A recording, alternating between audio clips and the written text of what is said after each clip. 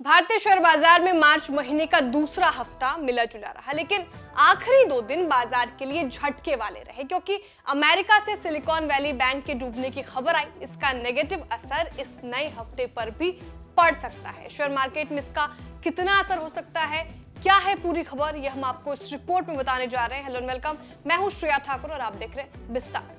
America से इन दिनों banking संकट की खबर आ रही है। जाने माने अमेरिकी बैंक सिलिकॉन वैली बैंक के डूबने की खबर से दुनिया भर में हलचल है।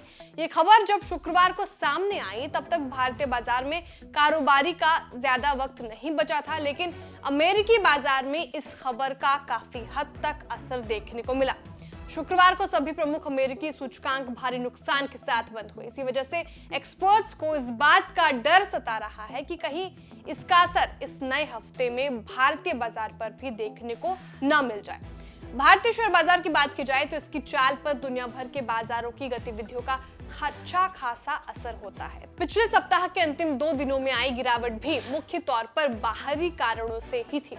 भारतीय बाजार में शुक्रवार को कारोबार का समय कम बचे होने के बाद भी असर दिखा था। खासकर बैंकिंग शेयरों का तो बुरा हाल हो गया था। कारोबारी हफ्ते के आखिरी दिन कारोबार खत्म होने के साथ निफ्टी बैंक सूचकांक 771 अंक यानी करीब 1.87% की गिरावट में रहा था।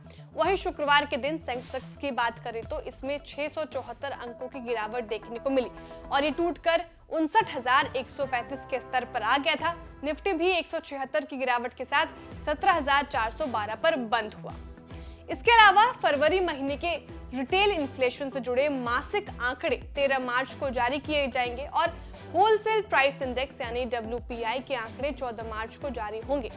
एक आंकड़े बाजार के लिए काफी अहम होंगे।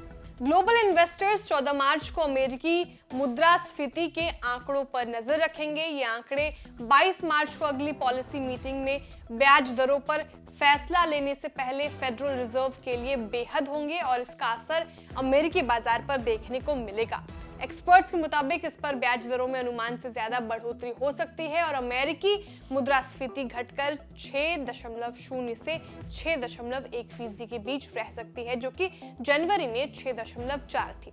तो कुल मिलाकर इसका असर भारतीय बाजार पर भी देखने को मिल सकता है। इसी नए हफ्ते 16 मार्च को यूरोपियन सेंट्रल बैंक की तरफ से ब्याज दरों से जुड़े अहम फैसले लिए जाएंगे। इसके साथ ही 17 मार्च को यूरोपियन यूनियन में फरवरी की मुद्रास्फीति से जुड़े आंकड़े जारी किए जाएंगे। ये सभी ऐलान बाजार के लिए अहम होंगे।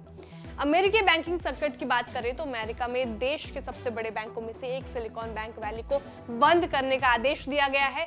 आदेश के साथ ही अमेरिकी रेगुलेटर्स ने फेडरल डिपॉजिट इंश्योरेंस कॉर्पोरेशन यानी FDIC को बैंक का रिसीवर नियुक्त किया है।